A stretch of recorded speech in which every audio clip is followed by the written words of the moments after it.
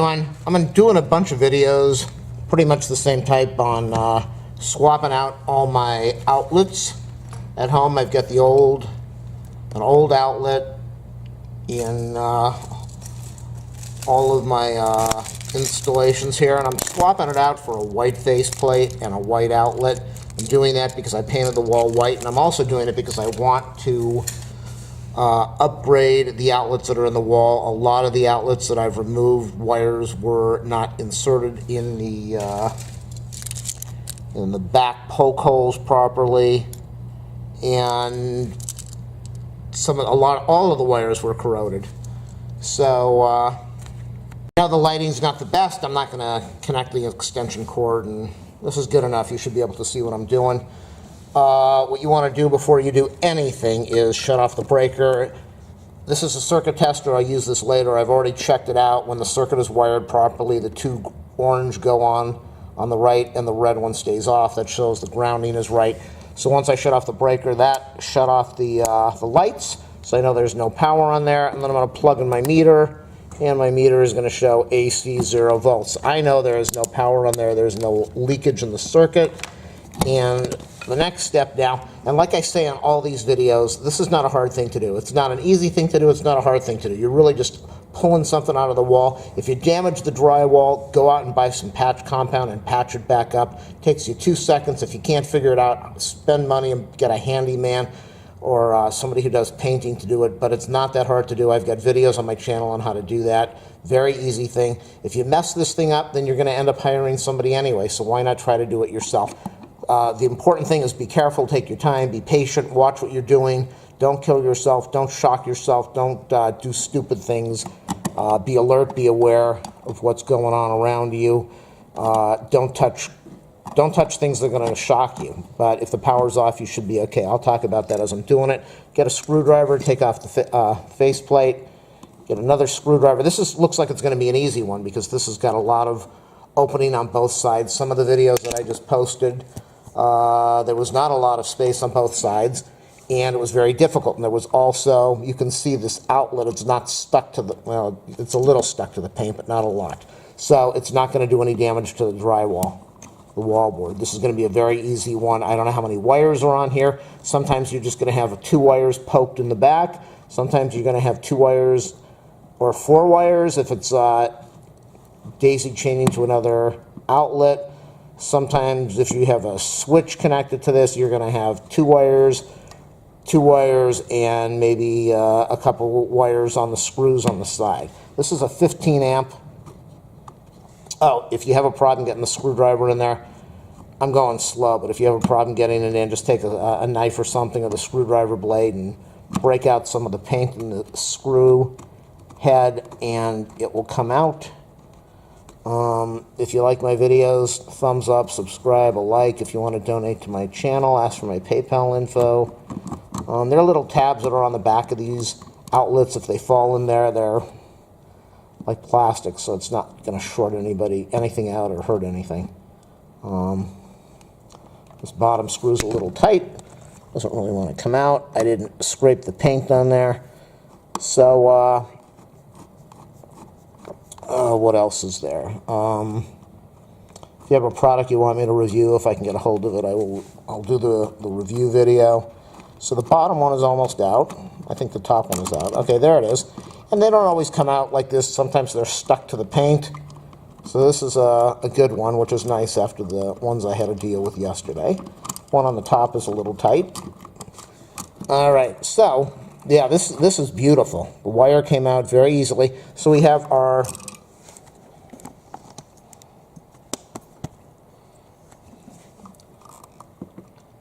this is just power going to the outlet. We're not switching one side of the top of the bottom outlet.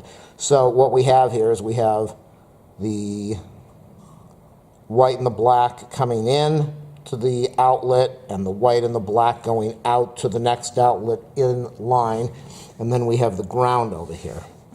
Now what I like to do, if I can, is I like to unscrew the ground screw, if it will allow me to. It doesn't always allow me to. I like to unscrew the ground screw, and that way I don't have to mess with the loop. I Also like to, if I'm not using these, I like to take, and I don't always remember to do this before wiring, but I like to screw these screws in all the way, get them out of the way, since they won't be used. I'm going to try to zoom out here if I can. And then the next thing that I'm going to do, which I don't always remember to do, but it's important, if you don't want to mess with using needle nose to take that ground wire out, then you want to see if you can get the screw out. Sometimes the screw comes out, not always. And you don't want to break this little tab off here, so let me show you over here. If we were, this is connected together, the top and the bottom are connected together with a little tab over here.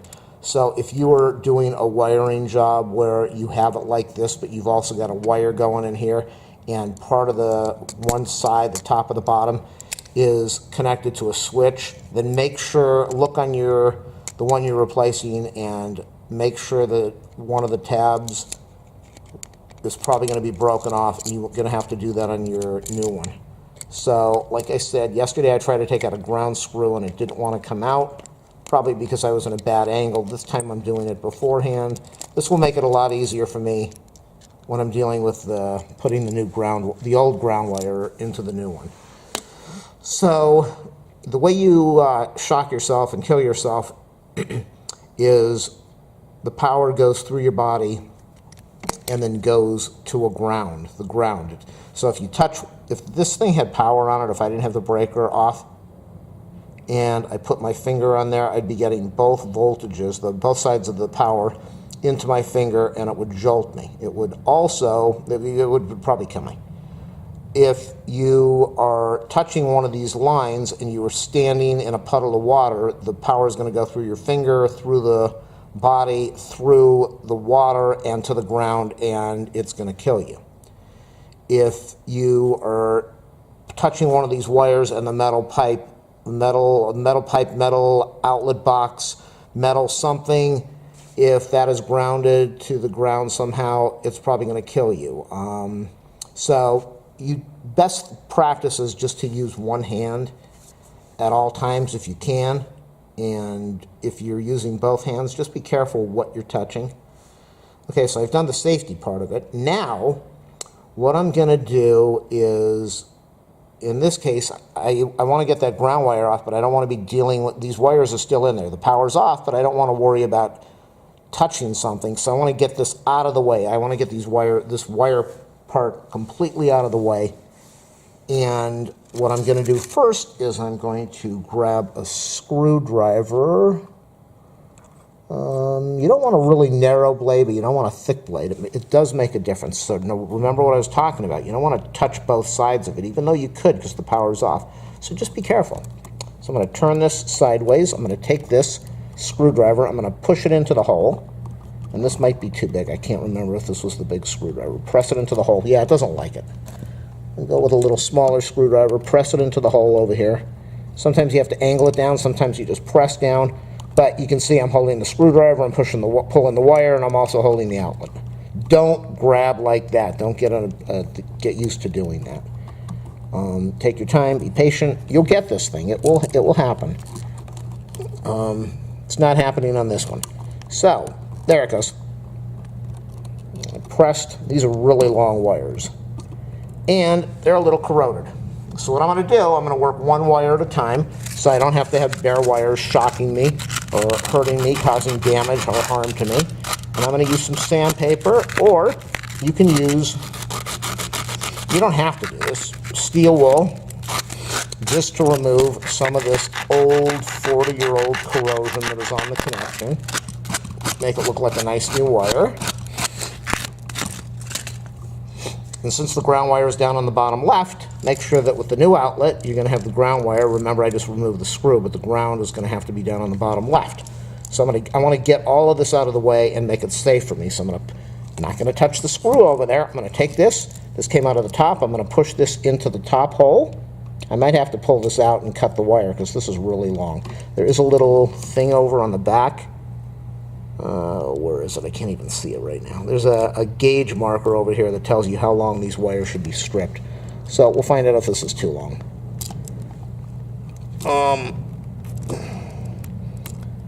Okay, it went. These wires are really long. Longer than they need to be. But I'm going to be okay. It's hanging out a little bit. It really shouldn't. It doesn't need to hang out. It doesn't matter, but you don't want it to hang out too much. So I'm going to do both black wires right now because remember I said completing the circuit, if you touch metal or if you touch both sides, you could shock yourself, so if the power was on. So what I'm going to do is I'm going to get this out of the way, and I'm going to go to the next wire. I'm going to press in. Wow, that's the one that's too big. Press in. Get that out of the way. I'll clean it off. These are really long wires. You might want to put, get a vacuum handy or get a cloth or paper towel underneath on the floor so you can catch all this dust. And the wall board, the drywall is plaster as it's breaking free. Make it easier to clean up. Okay, so in this case, not that I need to, but in this case, I am going to trim the wire just a fraction. So I don't like that it was that long. I just took a tiny bit off of it. Now it's going to go into the hole very easily. I'm going to get this away so it's not shorting out or touching anything. And then I'm going to insert the black wire into the bottom, making sure I'm not touching the holes or the screws or anything. Okay, that's going to slide in a little better, and it's not, it bottomed out, but it's not hanging out with a little bit of insulation like that. I mean a little bare wire like that one. So I've done that side. Now I can go to the other side, and I just have to be careful. What I could, yeah, that's what I'm going to do. Now I'm going to go to the other side, and I'll be careful, and I'll start removing the other wires.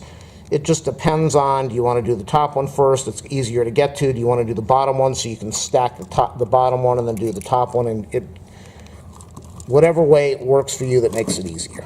This one I'd rather do the bottom one if I can get it out of there right now. So let's go. Okay, so that worked. That came out. And in this case, I want to get this thing out of the way, so I'm going to do both of them. I want to be careful with touching the wires, letting them, watching what they're going to touch. So I'm going to get this wire now.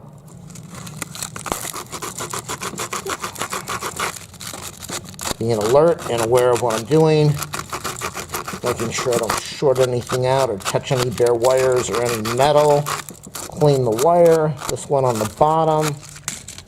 Not going to touch the side of the outlet. I'm going to go over here, grab the front, insert this into the hole over there. I'm not going to trim this one down. I just want to get this job done. That doesn't want to feed in. Sometimes they don't want to go in because the wire's bent or the tip of the wire. No, I don't like that. Okay, that went in. Or the tip of the wire was, when they used a cutter, it affected the roundness of the wire, so it doesn't want to go into the hole that easily. And that's always a problem in life, is trying to get it in the hole the right way. Get that tip in the hole and not have any tightness issues. Okay, so that's cleaned up now. So this looks pretty long. I'm just going to trim it. I don't really need to, but I don't like that. Ow! Make sure you get heavy-duty cutters because this wire is thick. If you use cheap cutters, you're probably going to bend the blades or ruin the blades. So this should cut a lot easier. Those are not the best cutters. Pushed it in, so that's done. Now, remember I said I wanted to get this out of the way so I don't have to deal with it. I can get that out of the way, get it completely out of the way. There are no wires on here. The only wire that's on here is the ground wire. Well, you can't get shocked from the ground wire. So I can grab this thing now and I can work with it. This one uses the flat screwdriver, so I can work with this thing, and they don't always come out. But if they do, it makes things a lot easier. Yeah, it's going to start binding up. But the neat thing is that there are no wires on here, so I can work on this a little bit it's going in the trash, so I can put a little bit of pressure on there. Hold it. See, I couldn't do that if I had the wires in there. That would not be safe. So I got that wire, the screw out of there. The wire, I don't have to worry about using needle nose pliers to unwrap it from the screw and then wrap it back around. So it made life easier for me. I might have to open it up a little bit, depending on if the screw is going to fit in here. It should, and it does. So now, again, you're dealing with, and it, you know, that connection's okay, but let's just clean it up. Let's just do a good job and clean it up, get it all shiny.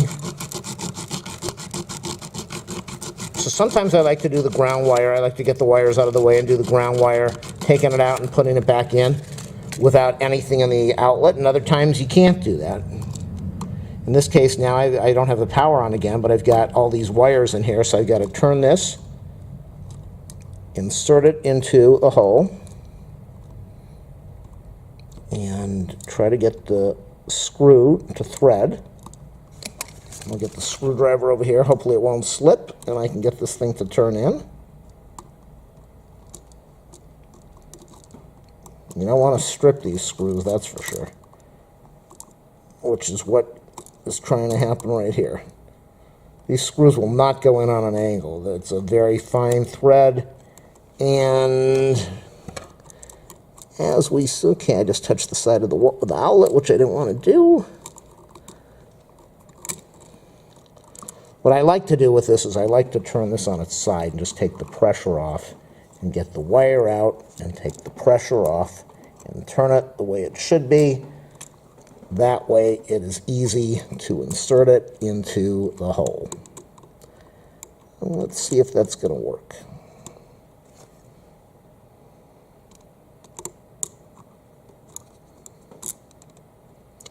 Probably not with this long blade screwdriver. I know, don't talk about the length of my videos. Don't leave mean comments, I'll just block you. You don't want to watch the video and learn, that's fine. I don't do videos for people that know what they're doing. I do videos for people that want to learn how to do something and want to see what they're going to be dealing with in a real-life situation. I should be doing this with the Phillips screwdriver. That is the problem, though, when you're doing this ground, is this screw is really kind of picky. Unlike all the other screws, this screw is really picky. It either threads in or it doesn't, unless it's perfectly okay. So I got the Phillips. This should go in right now. There we go. Perfectly lined up, no pressure on it, and it goes in. So we're almost done. Don't put your finger on both sides of that while you're doing that and short yourself out. Tighten it down. Looks good. Bend the wires back in.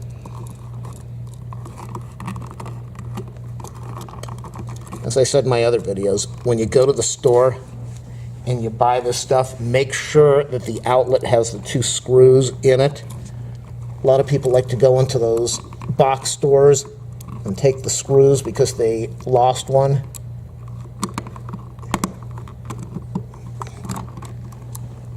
And this is also the tricky part. You got these long screws, so you're going to have to turn one of them in. And then you'll start feeding it. Remember, don't put your fingers on the front of that. I mean, on the sides of that. So you just want to get one of them to thread at a time. It looks like that threaded. Now I'm going to go to the bottom one and try to get that to thread. I don't know if my fingers are in the way. If they are, sorry. Once they thread, then you're good. Then you can push this in, line it up a little better. This is not doing what I want it to do. There we go. So make sure that it has the screws on the outlet, and also, this is the old one, but make sure the screw is on this plate. Nothing worse than getting home and finding out that somebody took the screw out of the package. And now you can't do the job without using the old screw or going back to the store. So we're almost done. Turn this in as far as you need to. You don't want to turn it in so far that you bend the ears on it. Unless you have to. Sometimes it was installed, the box is installed the wrong way, and you have to bend the ears to get this thing flat. Looks pretty good right now. Looks really good. I've done some stuff I shouldn't, but I've done some installs with ceiling lights where I haven't shut off the power because it's very easy not to need to. You should be able to deal with the wire nuts, but with something like this, I always turn off the power. Always. Switches, outlets, always turn off the power. There's the face plate.